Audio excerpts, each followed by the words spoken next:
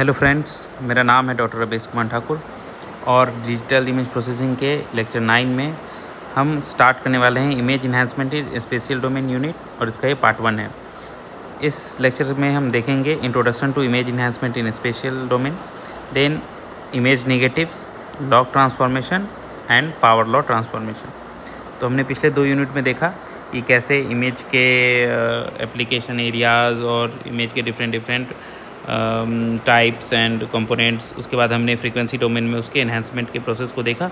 अब इस यूनिट से हम बात करेंगे कि स्पेशियल डोमेन में कैसे इमेज को एनहांस करते हैं। तो चलिए शुरू करते हैं। तो इंट्रोडक्शन में सबसे पहले हम देखेंगे कि स्पेशियल डोमेन होता क्या है। स्पेशियल डोमेन का मतलब होता है कि जो इमेज का प्लेन होता है खुद वो, मतलब अगर हम डायरेक्टली किसी भी इमेज में पिक्सल बाय पिक्सल वैल्यूज़ पे कोई फंक्शन ऑपरेट करते हैं तो उसे कहते हैं कि हम स्पेशियल डोमेन में कोई भी काम कर रहे हैं। तो यहाँ पे कोई वैल्यूज़ रहेगी हर एक पिक्सल पे, लाइक 200, 10, 5, कहीं पे 0 होगी, 20, 10, 5, 15, 255, इस तरह से कुछ वैल्यूज़ होंगी। तो जो वैल्यूज़ होंगी हम डायरेक्टली इस वैल्यूज़ पे ही काम करेंगे। कोई भी काम करेंगे प्लस माइनस इंटू कुछ भी होगा, डायरेक्ट इस वैल्यूज़ पे ही करेंगे तो हम बोलेंगे कि हम स्पेशियल डोमेन में काम कर रहे हैं, ताकि जो इमेज प्लेन खुद होता है वो स्पेशियल डोमेन में ही होता है। तो जब भी हम कोई प्रोसेस करेंगे तो उसे इस तरह के एक्सप्रेशन से डिनोट किया जाएगा, gxy = t ऑफ fxy, जहाँ fxy क्या है, हमारा इनपुट इमेज होगा और gyxy जो है हमारा प्रोसेस्ड इमेज होगा। और t जो है ये एक ऑपरेटर है जो कि ये बताता है कि कौन सा ऑपरेशन परफॉर्म हो रहा है। ठीक है, बहुत सारे ऑपरेशन परफॉर्म होंगे और जब भी कोई ऑपरेशन परफॉर्म होता है तो जनरली एक नेबरहुड में होता है।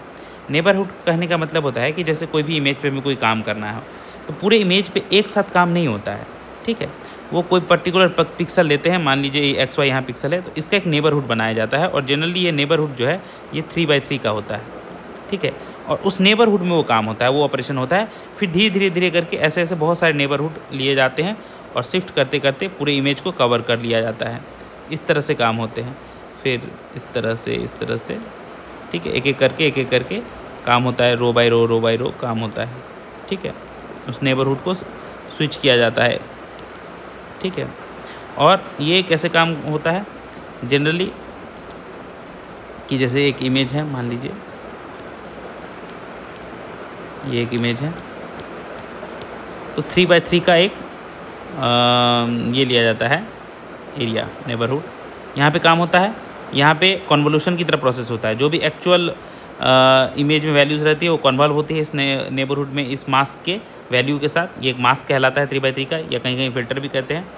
और उसके बाद कन्वॉल्व होकर जो भी आंसर निकलता है 9 का 9 सब ऐड होते चला जाता है और फाइनल रिजल्टेंट इमेज में यहाँ पे वो वैल्यू पुट होता है।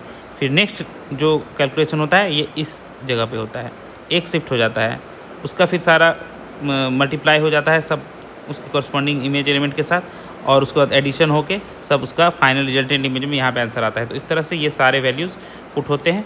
फिर ये एक रो नीचे शिफ्ट हो जाता है, फिर वही काम ऐसे करके होता है। ठीक है, तो फिर कॉलम वाइज शिफ्ट होता है। ये होते इस तरह से पूरे इमेज में कन्वॉल्व होके वो फिल्टरिंग ऑपरेशन लगता है और इस तरह से हमारा स्पेशियल डोमेन में कोई फिल्टर लगता है। अब चूँकि ऐसा करने से क्या होगा, हमेशा ये साइज वाला पार्ट जो है साइड का छूट जाता है। तो इस केस के लिए पहले अगर जो भी हमारा इमेज का साइज रहता है उसे हम एक बढ़ा देते हैं और उसमें हम क्या करते हैं, जनरली 0 पुट कर देते हैं। इससे क्या होता है कि हमारा जो फाइनल इमेज का साइज निकलता है रिजल्टेंट में वो भी ओरिजिनल इमेज के साइज के बराबर ही निकलता है। और इस प्रोसेस को कहते हैं जीरो पैडिंग। जो 0 करके हम रो एंड कॉलम एक एक बढ़ा देते हैं ताकि हमारा फाइनल इमेज का साइज जो है ओरिजिनल इमेज के साइज के बराबर आए, और इस प्रोसेस को कहते हैं जीरो पैडिंग। तो धीरे धीरे देखेंगे ये सब चीज़ हम एक एक करके जब फिल्टर ऑपरेशन लगाएंगे तो कैसे होता है। और सबसे कॉमन वाला जो हम फिल्टर लगाते हैं वो क्या होता है कि 1 by 1 करके लगाते हैं। जो अभी हम 3x3 का फ़िल्टर लिए थे ना, ये फ़िल्टर 1 by 1 का भी हो सकता है, सबसे बेसिक फ़िल्टर। तो इस केस में हम ऐसा समझ सकते हैं कि कोई भी इमेज पे सिंगल पिक्सल पे काम हो रहा है, पिक्सल 1, पिक्सल 2, पिक्सल 3, पिक्सल 4, इस तरह से काम हो रहा है। ठीक है, ऐसे भी इसको समझ सकते हैं कि एक एक पिक्सल पे एक एक बार काम हो रहा है और वो शिफ्ट हो रहा है। इस तरह से पूरे इमेज पे कोई भी ऑपरेशन परफॉर्म हो जाता है। ठीक है, तो वही यहाँ पे स्टेप दिया हुआ है कि पिक्सल बाय पिक्सल कैसे कैसे मूव होता है हर एक लोकेशन पे। और सबसे बेसिक जो हमारा नेबरहुड है वो 1x1 का माना जाता है। तो इस तरह से हम चीज़ों को ऑपरेट करते हैं। तो जब हम बेसिक ऑपरेशन परफॉर्म करते हैं तो उस केस में हमारा जो ट्रांसफॉर्मेशन है वो इक्वेशन इस तरह से दिखता है, S = T ऑफ R, जहाँ S क्या है आउटपुट है और R क्या है हमारा इनपुट इमेज है और T है वो ट्रांसफॉर्मेशन फंक्शन। ठीक है, आप देखेंगे एक एक करके कि वो ट्रांसफॉर्मेशन फंक्शन क्या क्या होता है। ठीक है, और वो कैसे प्रोसेस होता है वही यहाँ इस स्लाइड में बताया गया है, जो हम ऑलरेडी बता दिए हैं कि किसी भी इमेज में कैसे एक एक करके मास्क जो है वो मूव करता है और हमारा ऑपरेशन परफॉर्म होता जाता है और इस तरह से पूरे इमेज में जो है वो ऑपरेशन परफॉर्म हो जाता है। तो अभी हम बेसिकली पिक्सल बाय पिक्सल वाले ऑपरेशन की बात करेंगे, जिसमें एक एक पिक्सल पे एक एक काम होगा और वो एक एक पिक्सल करके शिफ्ट होते होते पूरे इमेज पे वो काम हो जाएगा। तो सबसे बेसिक ऑपरेशन जो परफॉर्म होता है वो होता है इमेज नेगेटिव। तो इमेज नेगेटिव क्या होता है, इसमें किसी भी पर्टिकुलर पिक्सल वैल्यू पे हम ये वाला ट्रांसफॉर्मेशन लगाते हैं, S = L - 1 - R। तो यहाँ पे L क्या है, L है नंबर ऑफ ग्रे लेवल्स, मतलब कितना इंटेंसिटी वैल्यूज़ आ सकता है। जैसे अगर ग्रे इमेज की बात करें, ग्रे इमेज में नंबर ऑफ ग्रे लेवल्स कितना होता है 256, 256 कलर पॉसिबल है, 256 ग्रे वैल्यूज़। तो इसका रेंज कितना से कितना आता है 0 से 255 तक 256 होते हैं। तो यही इक्वेशन को अगर ग्रे इमेज के लिए बनाया जाए तो ये डायरेक्ट हो जाएगा S = 256 - 1 - R, जो कि 255 - R। इस तरह से ग्रे इमेज के लिए ये इमेज नेगेटिव काम करता है। मतलब बेसिकली देखा जाए तो किसी भी पर्टिकुलर पिक्सल पे उसका जो इंटेंसिटी वैल्यू है वो रिवर्स कर दे रहे हैं हम लोग। मतलब जहाँ पे इनिशियली S = 255 - R है, तो जहाँ पे R = 0 होगा इनिशियली, तो वहाँ पे S = 255 हो जाएगा, और जहाँ पे R = 255 होगा इनिशियली, तो S = 255 - 255 दैट इज़ 0 हो जाएगा। तो जो पहले R = 0 मतलब होता है ब्लैक, तो अगर इनिशियली इनपुट में ब्लैक पिक्सल होगा तो आउटपुट में क्या हो जाएगा वाइट। अगर इनपुट में ब्लैक था इनपुट में तो आउटपुट में वाइट, और अगर इनपुट में वाइट था तो फाइनली आउटपुट में S में क्या हो जाएगा 0 दैट इज़ ब्लैक। तो इस तरह से देख रहे हैं कि इंटेंसिटी वैल्यू जस्ट रिवर्स हो जा रहा है इमेज नेगेटिव में। तो जैसे फोटोग्राफिक नेगेटिव नहीं होता था पहले ज़माने में, फ़ोटो वोटो खिंचवाते थे तो उसका नेगेटिव वर्सन आता था, उसी तरह से ये इमेज नेगेटिव उसके किसी भी पर्टिकुलर जगह पे उसके इंटेंसिटी को रिवर्स कर दिया जाता है। तो ये कहाँ पे यूज होता है इस तरह का प्रोसेसिंग, ये उस तरह के इमेजेस में ज़्यादा लगता है जहाँ डार्क रीजन्स ज़्यादा होते हैं जिस इमेज में। ठीक है, ब्लैक एरिया ज़्यादा होते हैं। जैसे देखिए एग्जाम्पल, यहाँ पे ये रेटिना का इमेज लिया गया है, यहाँ पे ब्लैक एरिया बहुत ज़्यादा है, बहुत ज़्यादा ब्लैक एरियाज़ हैं, तो यहाँ पे इमेज नेगेटिव लगाएंगे तो ऐसा एक आउटपुट मिलेगा। तो इसमें कुछ कुछ चीज़ डिटेक्ट करने में सुविधा होगी, ये लाइंस वगैरह जो है ना ये डिटेक्ट करने में सुविधा होती है। यहाँ पे बहुत ज़्यादा डार्क है तो डार्क में डार्क डिटेक्ट करना थोड़ा टफ हो जाता है।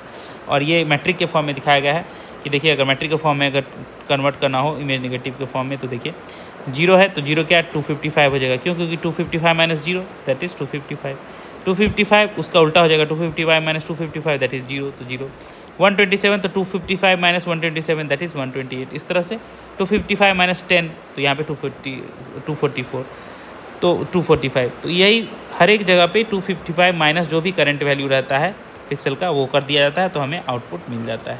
ठीक है, यही है इमेज नेगेटिव। ठीक है, बहुत आसान है, इस पर एक आध सम भी करेंगे और अच्छे समझ में आ जाएगा। अब देख लेते हैं लॉग ट्रांसफॉर्मेशन। तो लॉग ट्रांसफॉर्मेशन का जो फॉर्मूला होता है वो होता है S = C log 1 + R। तो जो भी R हमारा इनपुट वैल्यू है उसके ऊपर C कोई कांस्टेंट है, उस पर C × log 1 प्लस जो भी R होता है वो कर देने थे हम, जो है हमें लॉग ट्रांसफॉर्मेशन का आउटपुट मिल जाता है। ठीक है, और हम एज्यूम करते हैं कि R हमेशा > 0 ही होगा। वैसे भी हमारा निगेटिव में तो इमेज का इंटेंसिटी होता नहीं है। तो देखिए इसका जो ग्राफ निकल के आता है ये ऐसा आता है, ये C log 1 + R का ग्राफ है, ऐसा ये रेड वाला आता है। ठीक है, तो ये कहाँ यूज़ होता है, ये उस जगह पे यूज़ होता है जहाँ पे डार्क एरिया बहुत होता है इमेज में। ठीक है, तो यहाँ भी डार्कर शेड का अगर इमेज आता है तो क्या होता है कि लॉग ट्रांसफॉर्मेशन लगाने के बाद थोड़ा सा वाइटिश हो जाता है, वो वाइटर हो जाता है। अगर इसको हम दिखाएं एग्जांपल तो देखिए, अगर इनपुट ऐसा है थोड़ा सा डार्कर है, ठीक है, तो यहाँ पे हम लॉग ट्रांसफॉर्मेशन अगर लगा दें तो ये थोड़ा सा जो ब्राइटनेस है वो इंक्रीज हो जाती है और इमेज ऐसा दिखने लगता है। और इसी का एक उल्टा होता है इन्वर्स लॉग, जिसको एक्सपोनेंशियल ट्रांसफॉर्मेशन भी कहते हैं। ये इन्वर्स लॉग है बेसिकली, या एक्सपोनेंशियल ट्रांसफॉर्म, ये और डार्क करता है, ये रीजन्स को और डार्क बना देता है। तो जो भी इमेज है अगर लॉग लगाएंगे तो थोड़ा ब्राइटर होगा, और इन्वर्स लॉग या एक्सपोनेंशियल लगा देंगे तो और डार्कर हो जाएगा। यही यहाँ पे दिखाया गया है। अब देखते हैं पावर लॉ ट्रांसफॉर्मेशन। ये भी एक बहुत ही इंपॉर्टेंट ट्रांसफॉर्मेशन है। इसका देखेंगे प्रैक्टिकल लाइफ में कितना यूज़ होता है। तो इसका जो इक्वेशन है पहले देख लेते हैं। ये होता है S = CR⁴ गामा, जहाँ C जो है कांस्टेंट है, R हमारा इनपुट है और गामा जो है एक ये भी फैक्टर है, ठीक है। ये फैक्टर बहुत काम आता है, कांस्टेंट है। तो ये क्यों यूज़ करते हैं ये, और ये कैसे यूज़ करते हैं, ये कहाँ यूज़ होता है, तो ये भी बेसिकली जो है ये दोनों तरह का काम करता है। ये इमेज को डार्कर से ब्राइटर भी करता है, और ब्राइटर से डार्कर भी करता है। ये इधर भी करता है, ये दोनों करता है on the basis of value of gamma. तो ये हम दिखा देते हैं कि गामा के बेसिस पे कैसे ये डार्कर से ब्राइटर और ब्राइटर से डार्कर करता है। देखिए यहाँ जो है ये गामा का वैल्यू 0.something में है। तो जब भी गामा का वैल्यू <1 रहता है तो क्या करता है, ये डार्कर एरिया को ब्राइटर में कन्वर्ट कर देता है, डार्क को ब्राइट में कन्वर्ट कर देता है। देखिए ये एक MRI इमेज है। ये थोड़ा यहाँ पे ये सब एरिया जो है ठीक से पता नहीं चल रहा है, तो हमने क्या किया, गामा = 0.6 लिया तो ये ऐसा दिखा। थोड़ा सा ये पता चल रहा है, देखिए यहाँ पे ये लाइन से पता चला। अब गामा थोड़ा सा और ले लिया, 0.4 ले लिया और कम कर दिया, तो ये सब तो पता चल रहा है, साथ ही ये भी पता चल रहा है। और गामा और कम कर दिया, 0.3 कर दिया, तो देखिए थोड़ा सा और चीज़ें अच्छे से पता चल रही है। तो ये क्या है, डार्कर जो इमेज था उसको ब्राइटर कर दिया। इस इमेज में तो कुछ भी पता नहीं चल रहा था, इस सब में थोड़ा थोड़ा पता चलने लगा। जैसे जैसे गामा का वैल्यू हमने थोड़ा सा 0.6, 0.4, 0.3 घटाते चले गए, और बट 1 से नीचे रखें तो डार्क से ब्राइट होता गया। ये एक एग्जाम्पल है। और दूसरा क्या, ये ब्राइट से डार्क भी हो जाता है। किस केस में, जैसे मान लीजिए पूरा वाइटिस रहता है, तो यहाँ इस तरह की इमेज में बहुत सारी चीज़ें पता नहीं चल रही, बहुत वाइटिस हो गया एरिया। तो गामा का वैल्यू पहले हमने क्या किया, ये <1 है, तो इस केस में क्या है, ब्राइट इमेज जो है वो डार्क बन जाता है, तो यहाँ देखिए गामा = 3 ले लिया, यहाँ पे 3 ले लिया तो थोड़ा डार्कर हुआ, थोड़ा कुछ चीज़ अच्छे से पता चल रहा है। ये सब थोड़ा और गामा का वैल्यू 4 ले लिया तो थोड़ा और डार्क हो गया, चीज़ें और थोड़ी अच्छे से पता चल रही है। और यहाँ गामा का वैल्यू और ज़्यादा ले लिया, 5 ले लिया, तो ये सब चीज़ें भी ये सब भी थोड़ा सा पता चल रहा है और अच्छे से, ठीक है। तो जैसे जैसे गामा का वैल्यू 1 से बढ़ाते चले जाएंगे तो वो इमेज डार्कर होता चला जाएगा, ठीक है। तो इसमें brighter to darker, darker to brighter दोनों हो जाता है on the basis of gamma. और गामा <1 रहता है तो डार्क से ब्राइट होता है, और गामा <1 रहता है तो ब्राइट से गामा <1 रहता है तो डार्क से ब्राइट, और उल्टा अगर गामा <1 रहता है तो ब्राइट से डार्क उल्टा हो जाता है। अब देख लेते हैं इसका थोड़ा सा ये कर्व। तो कर्व जो है इसका डिफरेंट गामा के लिए डिफरेंट तरीके से होता है। जैसे 0.04 पे ऐसा, गामा = 0.1 पे ऐसा, फिर 0.2 पे ऐसा। इस तरह से 1 की तरफ आते आते ये एकदम स्ट्रेट लाइन की तरह जो होता है ये मूव कर लेता है। जब जैसे गामा = 1 होता है ये एकदम आइडेंटिटी फंक्शन की तरह मूव करता है, ठीक है। और जैसे ही गामा फिर 1 से बढ़ता है ये कर्व जो है नीचे की तरफ आते ही चला जाता है, और जैसे जैसे बढ़ते चला जाता है एकदम नीचे की तरफ आ जाता है। तो देखिए, तो ये जो एरिया है ऊपर वाला, ये क्या कर रहा है, डार्क को ब्राइट कर रहा है, डार्क टू ब्राइट के लिए है ये वाला एरिया। और ये नीचे वाला एरिया <1 वाला क्या है, ब्राइट इमेज को डार्क करने के लिए यूज़ होता है, ब्राइट इमेज को डार्क करने के लिए यूज़ होता है। कभी कभी होता है ना, हमें ब्राइटनेस बढ़ानी घटानी होती है तो ठीक करनी होती है, तो हम ये गामा ट्रांसफॉर्मेशन या पावर लॉ ट्रांसफॉर्मेशन यूज़ करते हैं। इसको ही गामा ट्रांसफॉर्मेशन भी कहते हैं, कहीं पावर लॉ ट्रांसफॉर्मेशन बोल दिया जाएगा या कहीं गामा ट्रांसफॉर्मेशन भी बोल दिया जाता है। गामा ट्रांसफॉर्मेशन या गामा करेक्शन भी बोलते हैं इसको, गामा करेक्शन, ठीक है। क्यों होता है, देखिए। तो क्या होता था, जो हमारा इलेक्ट्रॉनिक सर्किट रहता है, क्योंकि जो हम इमेज कैप्चर वगैरह करते हैं उसमें इलेक्ट्रॉनिक सेंसर्स होते हैं, सर्किट होते हैं, तो उसमें कुछ फिक्स ऐसा प्रॉपर्टी होता है कि इमेज में थोड़ा डार्कर वो दे देता है, जो आउटपुट इमेज है वो ऑलरेडी डार्कर कर देता है। खास करके जो पुराने ज़माने में कैथोड रे ट्यूब होते थे, डब्बा वाला टीवी होता था ना, मॉनिटर होता था एकदम डब्बा वाला, पीछे ऐसे करके मॉनिटर बड़ा सा रहता था, उसमें यहाँ पे हम लोग सामने स्क्रीन में देखते थे और काम करते थे। अब तो LCD LED आ गया, अब ये चीज़ें नहीं हो गई। बट पहले जो डब्बा वाला कंप्यूटर आता था, डब्बा वाला टीवी आता था, उसमें ये जो गामा का एक फिक्स वैल्यू रहता था 1.8 to 2.5, इससे जो हमारा इनपुट सिग्नल रहता था वो ऑलरेडी डिस्टॉर्ट होके आता था, ठीक है, वो डार्क होके आता था, तो हमारा जो है विजुअलाइजेशन ख़राब हो जाता था। जैसे देखिए यहाँ पे एग्जांपल में दिया हुआ है, जो हमारा ओरिजिनल सिग्नल था वो ऐसा होता था, और जब मॉनिटर से पास करता था तो उसका कुछ गामा होता था वैल्यू, और वो क्या होता था, गामा वैल्यू की वजह से ये कर्व ऐसा हो जाता था और हमें इमेज ऐसा दिखाई देता था, image as viewed on monitor. Actually image हमारा ऐसा है ओरिजिनल, बट हमें दिखाई कैसा दे रहा है, ऐसा डार्क ऐसा हमें व्यू हो रहा है। तो ये तो अच्छी चीज़ नहीं है, हमें तो एकदम एग्जैक्ट ऐसी ही दिखनी चाहिए। तो गामा करेक्शन में क्या करते थे, पहले ही हम इमेज को थोड़ा सा ब्राइट बना देते थे। पता है कि डार्क बनेगा तो एक फिक्स अमाउंट में गामा का वैल्यू पता करके हम इमेज को थोड़ा ब्राइट पहले ही बना देते। देखिए थोड़ा ब्राइट हो गया। अब उसके ऊपर पता है कि जब हमें ये नीचे करेगा, ये वाला कर्व लगेगा, तो ये जो हमारा बढ़ा हुआ ऊपर वाला कर्व है, ब्राइट हुआ है, उसको अगर ये डार्क करेगा तो ये एक्चुअल पे आ जाएगा, और एक्चुअल पे आएगा तो ऐसा दिखेगा। तो हमारा जैसा ओरिजिनल था गामा करेक्शन के बाद, देखिए इस दोनों में सिमिलैरिटी, देखिए इस दोनों इमेज में एकदम ओरिजिनल की तरह दिख रहा है। तो हम पहले ही चेंज करके उसको थोड़ा ब्राइटर बना देते थे, यही होता था गामा करेक्शन। आई होप आप लोग समझ गए होंगे, ठीक है। देन ये वाला हमने दिखाई दिया गामा का वैल्यू जैसे चेंज होता है तो ब्राइटर से डार्कर, डार्कर से ब्राइटर कैसे होता है, ये सब कर दिया। अब इस पर एक न्यूमेरिकल कर लेते हैं कि कोई एक इमेज दिया रहेगा, एग्जाम में से दिया रहेगा कि मैट्रिक के फॉर्म में, और बोलेगा कि इमेज निगेटिव लगाओ, ठीक है। तो कुछ नहीं, हमें बस फार्मूला याद रखना है सबका। अगर इमेज निगेटिव है तो S is equal to, grey image की बात करें इसलिए हम डायरेक्ट 255 - R लिख सकते हैं। तो ये वैल्यू लगा के सारे R एक एक करके पिक्सल वैल्यू लेंगे और 255 - R ला के आउटपुट में लिख देंगे। तो देखिए पहले में 0 है तो 255 - 0 255, देखिए आंसर में 255 होगा। दूसरा में कितना है 40, तो 255 - 40 क्या हो जाएगा 215। तीसरा 55 है तो 255 - 50 क्या हो जाएगा 55, तो 200। तो इस तरह से जैसे जैसे वैल्यूज़ हमारा रहेगा 255 - R करके हम आंसर लिख देंगे, तो ये होगा।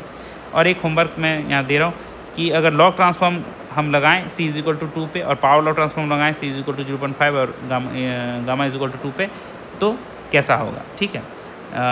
ये आउटपुट कैसा होगा याद रखिएगा। लॉग ट्रांसफॉर्मेशन के केस में जो आउटपुट होता है वो होता है S is equal to C log 1 + R। R जो है यहाँ पे इनपुट है, और ये हो गया लॉग का। और जब गामा का करेक्शन की बात आई या पावर लॉ ट्रांसफॉर्मेशन की, तो होता है S is equal to C R to the power gamma. तो यहाँ पे C दिया हुआ है हमारा लॉग वाला में, C is equal to 2, R हम एक एक करके ले लेंगे इमेज में से।